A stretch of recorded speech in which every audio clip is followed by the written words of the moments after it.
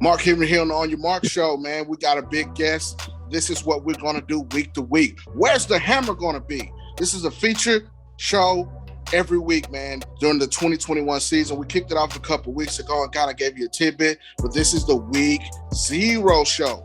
We got some big games. We'll talk about a couple scrimmages first, and we're going to talk about the games coming up this week. I am Marc Henry, your host. Come on in, Greg Hammer with Hammer Media. What you say, big guy?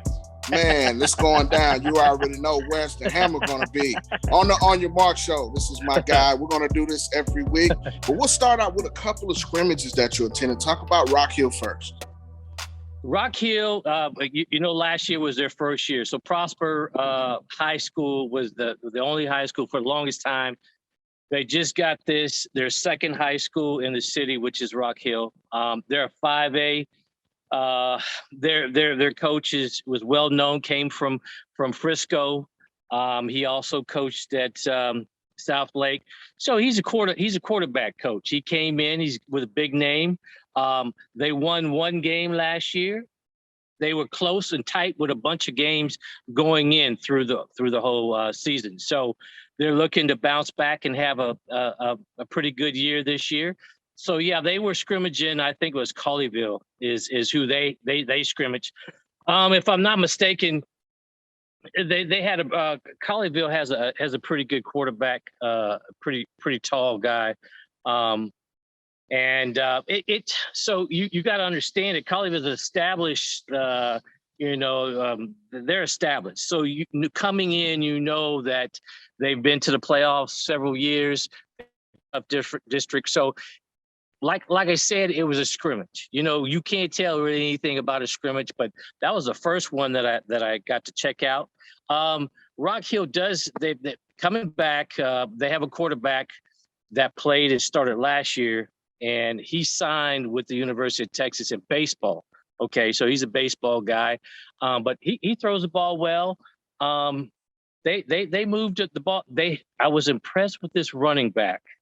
They have this running back that runs real hard, and as the scrimmage went on, he was running harder. So I just want to let you know about this. Their running back ran real hard, and I was impressed with that young man. And then I'm going to switch gears to Prosper High, and Marcus came in this past Friday, and it was good. It was good to see some question marks of certain people, like how did they look and how would they do, and just like the billing, man, they came through. So the quarterback position was one of the things for Prosper High, because we have a junior coming in. We had a senior that started last year, so the billing was. He matched the billing. He broke off a 25-yarder. He almost took it to the house. His arm was on point. Prosper's receivers look really good.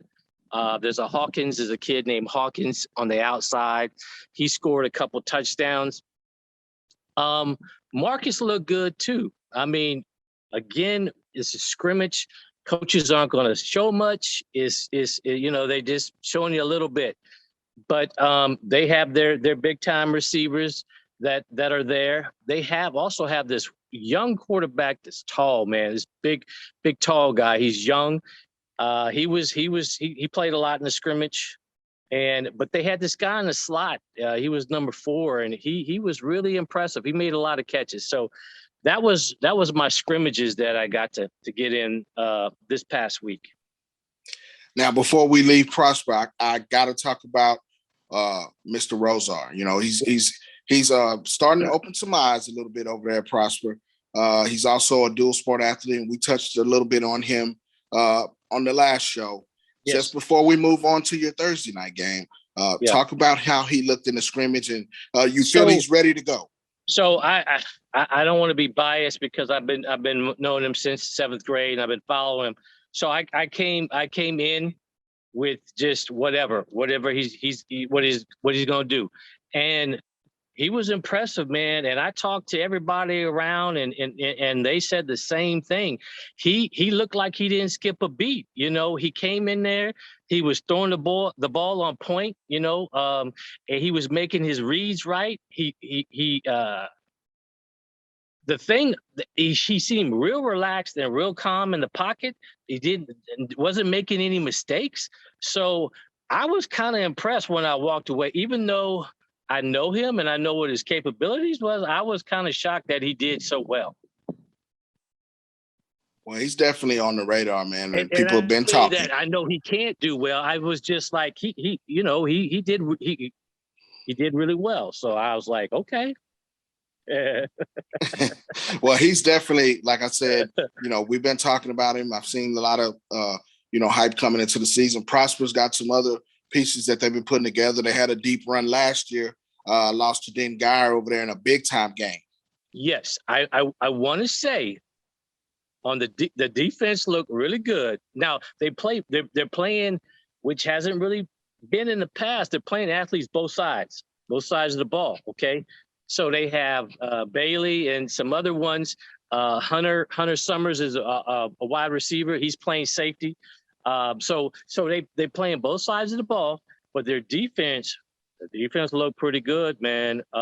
So the question was the middle, because you had Ciano, you had these big time, linebacker that he was the number one linebacker in the state of Texas. And so they had a really good linebacking core. So they graduated and went on.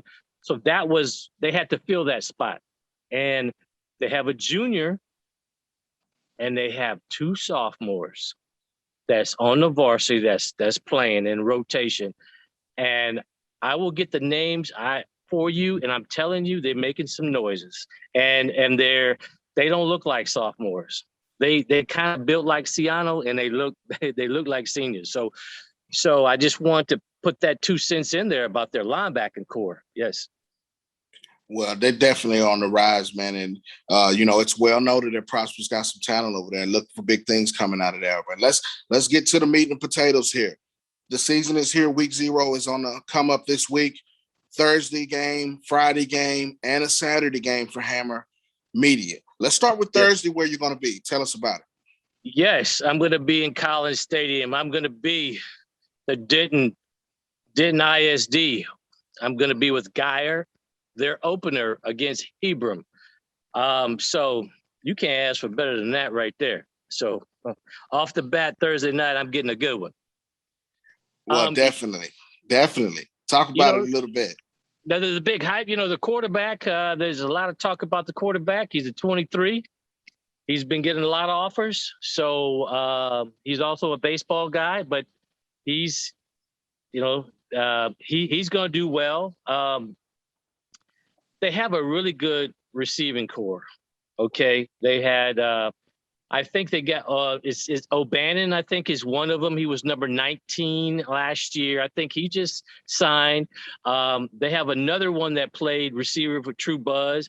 He's in there. They got Wilson that was with True Buzz. They got a nice offense. Okay. So, and then on the defensive side, their secondary is loaded. Their linebacking core is good. So I'm thinking it's and like I said, Hebron last week, Hebron they won the 7-on-7, state. So they got a lot of offensive power. So it should be a good game. And then you got, one of the top receivers in the class of 2022, Coda Bridges is over there. It's always been a talked about guy on the Hebron side. And, yes. They've been, on the cusp of breaking it down. But what you said about them winning the 7-on-7 state down there in College Station should be some momentum that they take into the 2021 season as well. Most definitely. A lot of those guys I saw on that 7-on-7 circuit, so they got a lot of work this summer. I mean, I kept hearing about Hebron guys and every time I go to a 7-on-7. So it wasn't shocking that they won it, because I know the cohesiveness and how they play together. They know each other. and that's going to relate over to the pads when they, so yeah, I'm excited about that game right there. That's going to be a good one, man. And maybe people are not talking about it. Several big games in the area, but you kind of have three of the big ones, man. And let's touch on Friday night. Where's Hammer Media going to be on Friday? I'm back in Denton ISD. I'm back at College Stadium. I'm gonna be with the Broncos, which is Denton Broncos. Okay, it's Denton High, and they're gonna play Lake Dallas. So that's the opener, and that's gonna be my game on Friday night. So that's where I'm gonna be. I'm gonna get to check out the Broncos. So. I'm going to have more information on the Broncos for you as the season goes on, okay? But I'm not sleeping on those guys. I haven't really been around them that much, but I'm going to get some information and start letting you know about some of the other teams in Denton ISD. Well, anywhere up there in Denton County, man, you throw a rock on one corner, you're going to get some talent. The Broncos they've been consistent the last few years, and so has Lake Dallas the last few years with several deep playoff runs for both of those programs. So that should be very, very interesting. I mean, again, Where's the Hammer is the segment, is the show weekly here on your Marc Show. And Where's the Hammer going to be at Saturday? It's called the Star in Frisco. That's where I'm going to be at 2:00. Okay, it's going on. It's going to be live and popping. Okay, we got the the defending state champs, 5A Ryan Raiders against the Longview Lobos. And they met up deep in the playoffs. The game was close the first half, and the Raiders pulled it out towards the end. So these guys know each other, and they've got that 5-star receiver. I mean, this is going to be a game. This is going to be. We know what Ryan had last year, so let's see if they're going to stay the way they were. Are they going to be better, or what? The question marks, right? I can tell you right now, their defense is salty. Their defense is fire. Okay, so we ain't got to worry about the defensive side. Now, and I don't want to say a question mark, but we just have a new quarterback, okay? And things are going to be run a little different. The offense is not going to be the same. You have a quarterback back there that's a little bit more. He's athletic. He can run and he can do some other things. So I'm sure the Denton that we've seen the last 2 years might be a little different. But that's a program that's rich in tradition, man. So they gonna come regardless. So yes. Well, we got a Clash of the Titans right out of the gate. This is probably a game that's right up with in my opinion, Duncanville modern day game, but Texas style. You got a clash of Titans from East Texas with the Longview Lobos. The receiver you talked about, Hale, is a 5-star, 4-star recruit. And then you got K5, who's now getting his opportunity. He's been waiting in the wing, and now Coach Hennigan is going to turn him loose. And then you got that man among boys on defense in Anthony Hill, who's ready to burst on the scene. We already know about him around these parts, but I think nationally, they are going to start to know him now. He's not going to be, Jatavian Sanders and Bear Alexander were two guys on the defense that kind of may have gotten all the headlines, but Anthony Hill was the consistent piece of that state championship run on that defensive side that I think didn't really get the love that he should. Now it's his team. Now it's his time. I totally agree with that right there. I think that he's going to be catapulted even to a different level. He's already a 5-star, but this year he will be he's already nationally known, but I think he's in the top 5. He can squeak in the top 2 and 1 because that's how good this guy is. Well, I think he's the number 1 linebacker in his class, but we're talking about a chance for him to be the overall player, not just at his position. Yes, I agree. I agree totally. Yes. I think with a bang up year like this going into his senior year, he's gonna, in my opinion, be, if not the number one and number two player, not just at his position, because he is just that good. He can move. When he makes plays, he makes them from the defensive side of the ball that you just see in rarefied air at the high school level. I don't want to say. I mean, I don't want to. Lawrence Taylor was probably the baddest linebacker ever, okay? But he has a little something about Lawrence Taylor in him. You know what I'm saying? I don't know if it's the body. I don't know what it is. I'm not saying that he's Lawrence Taylor. I'm just saying there's something a little about him that he has that reminds me of a Lawrence Taylor, of how a Lawrence Taylor would attack the opposition. I don't see too many people getting past him every time he goes after someone. I don't know if I've seen anybody get past him, because he's got that combination of speed, a pursuit to the ball. He's a natural athlete. I mean, as far as a linebacker. Yeah, the sky's the limit with him. I think he's got it. He's got it narrowed down to 3 colleges that he's looking at. I think, I don't want to misquote this. I thought it was Texas, OU, and A&M, but I might be wrong on his 3. But I thought he had narrowed something down a little bit. Definitely, we'd like to keep him close in the area. Wow. I mean, I think that comparison hits it on the head. I was talking with a few guys in another particular conversation. Kind of Derek Thomas-ish. I'm going to stop you right there, because I watched that show, and it was late at night when I was watching it, and I could not put it down, man. I just wanted to tell you that I love the show. And I was like, a lot of the athletes you were talking about, I kind of knew. So I was, man. So you were talking about that in the conversation you guys were having about him. Absolutely. Lawrence Taylor is a great, when you say you're not calling him Lawrence Taylor, you're talking about the type of impact he has on the game, which is Lawrence Taylor-esque. Yes. And, Derek Thomas was that way back in KC when he came out of Alabama. Long, athletic, able to make plays. Chases the ball down well. All those things fit his game.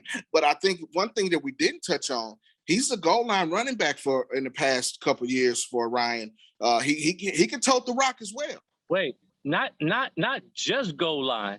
I mean, mostly goal line, but I seen him in the middle of the field and they give him the pill. You know what I'm saying? And walk away from him. And yes, and but they do have they have a running back that's pretty nice too. Since we're talking about running backs, they got a sweet one. So I want to throw that 2 cents in there. But no, Hill does play both sides of the ball. You're right, because he's an athlete. Yes. Well, Coach Hennigan and that whole staff and that program has such a pedigree for developing top-notch talent that it doesn't surprise me that they keep reloading and they keep rebuilding into a power. And I was so happy that they finally got over the hump last year. Looking forward to seeing what they do this year. But the game that they got, I like it when schools and players and coaching staffs don't pick cupcakes to come out the gate. These are 2 powerhouses. These are 2 battle-tested programs, and they have a lineage that lasts more, than the last few years in Longview and Denton. That goes like we're talking about Hennigan, but we also let's talk about Randy Allen. Look, he coming out the gate blazing, man. So he's a 5A, right? He going up against a powerhouse 6A. He going against Southlake. He gonna open his game. He want to see what he got, So that's pretty impressive right there, that he would pull the trigger and say, look, we going against Southlake. Well, I think it breeds to success at the beginning. And when you get to these deep playoff runs, because as you see that those teams are battle tested early, it kind of gives you an idea, as from a coaching standpoint, what you have in the tank, what do you have here? It's like opening your lunchbox when you were a little kid and you saw your mama got your favorite jelly sandwich or something in there. It's just that type of thing. And then you want to pull it all out and show your friends and, hey, I got this today for my lunch. Look at this. You can just shake your hands, and teams like that know kind of what they got through these scrimmages, and now they can unleash it, man. So yes. And then you kind of got an honorable mention game that you might sneak past before we get out of here. Talk about that one a little bit. Yes, it's going to be at Allen Stadium at 7:00, which is going to be on a Saturday, and it's Argyle and out of Fort Worth, Nolan. Okay, yeah. So that should be a great game. So man, it's like I'm overloaded with all this great talent in these great games. I'm possibly going to get the chance to do. So it's a 7:00 game. The Ryan game's at 2:00. The reason why I might do it is because it's not that far, which the Stars in Frisco, the Allen is not too far away, so I could probably catch that game. I've done several games in Argyle through the years, and I've kind of know families and stuff, and great kids, and always been welcomed when I would go to their games, and so if I have an opportunity, I would definitely try to get. So they have a new quarterback. I don't know much about him, but there's a new quarterback. I know they have a D lineman guy that signed with A&M. I think they just like the Ryans and the South Lakes and that program right there at 4A is top notch. So you're gonna get some good stuff there. Then here's another game that's interesting. Before I let you go, and I'll talk about Nolan just a little bit with Coach David Bowden. The Vikings are a top TAPS team. They went to state, lost to Parish Episcopal, Right. But they have two of the best defensive linemen, not just in Texas, but in the country, that a lot of people not talking. I'm talking about Curly Thomas and Caleb James, a 22 and a 23. We're talking about two bookends that can make some noise. They also have a player that I think is going to wake up some people. He's getting a chance to tote the rock on the offensive side, and that's Jackson Reed. But he was picked as a all-stater or preseason watch list in TAPS, and he's one of the most fiery and aggressive corners that you may not know about. Jackson Reed in 2022. Now, the reason that you don't know, if he was over 6 feet, we'll be talking about him on some of the all-state lists. He's a little undersized, but he's got a dog mentality. Wherever you put him, he's going to shine. So Nolan's got some talent, and, they've fallen victim to some of the kids, leaving. Emeka Megwa, who transferred out, is going to the University of Washington, where he committed, one of the top running backs in the country, was in that program as well. So they breed talent over there. Don't sleep on this game if you're looking at this now, because Argyle's got some talent, but Nolan is one of the top TAPS 6A programs in the state.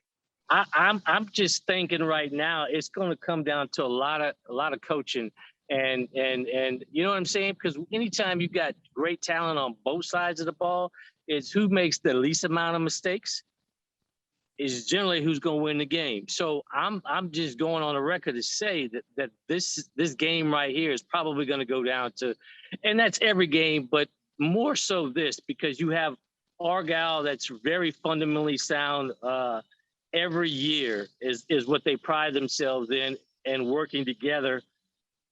So, and then you got a lot of talent on their opponent. So it's probably going to go down to X's and O's in coaching. So, and execution. And, shout out to the Argyle coaching staff for taking this game, because, depending on how this game swings, they could take a lot of heat for taking this game. But Nolan will play anybody. Last year, they got a chance to schedule Duncanville, but with COVID and all that stuff taking on, it didn't happen. It didn't happen, and everybody was looking forward to it coming up. But I think Nolan's not afraid to go toe-to-toe with anybody, and I think that's the reason they scheduled this game, because it's championship pedigree with both schools in each division. So shout out to those coaching staffs for taking this. But don't sleep on Nolan. You know what I'm saying? I'm not saying just because I'm in the phone, but don't sleep on. You heard it right here, folks. You right here. Don't sleep on Nolan. Now, as we do every time, give out your social medias where everybody can find you, and keep track of what you're going to be doing this coming weekend in week 0. I don't know if you just this past week I got a big write up. So not just me, but there were some other Texas photographers that were also in there. But on social media, there was a list of photographers to follow for social media, and they listed photographers and their Instagram and stuff. And I was fortunate to make the list, and I was shocked, but I'm honored to be on there. So that happened this week for me. But my Instagram is Creo, CREOLEGMH, and my Twitter is Creo Hammer 17, and that's where I could be found on a daily basis if you want to see some of my stuff. So. Well, Hammer, you've been very modest. We talk behind the scenes and have, since back to the old coach days. And, we kind of communicate. It's definitely warranted. You know how I feel about your work personally, but congratulations on that. And definitely you got eyes on you, as I like to say. So, from your point of view, it's always dope. And, us guys here in the media, we know the kind of work and the craft that you put in, and you're second to none. And I'm glad to be able to have you on your Marc show every week, because we want to know where's the Hammer going to be, and that's kind of what this concept is. Because you need to let everybody know that you putting it down, and you putting it down right.